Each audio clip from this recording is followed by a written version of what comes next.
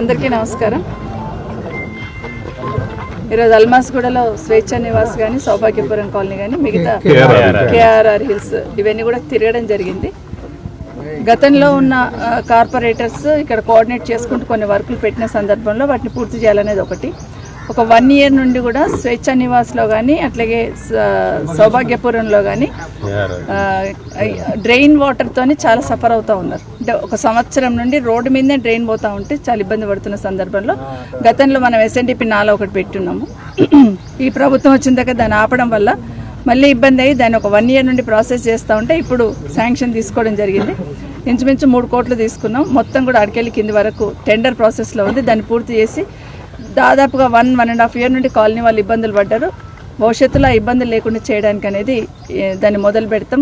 ఇప్పటివరకు చాలా సహకరించారు మా కాలనీ వాసులు అందరూ. కింద పడ్డారు, డ్రైన్లో పడ్డారు, పాపం చాలా ఇబ్బంది పడ్డారు మహిళలు, పిల్లలందరూ. ఇక భవిష్యత్తులో ఆ ప్రాబ్లం లేకుండా పర్మనెంట్గా చేసే ప్రయత్నం ఒకటి.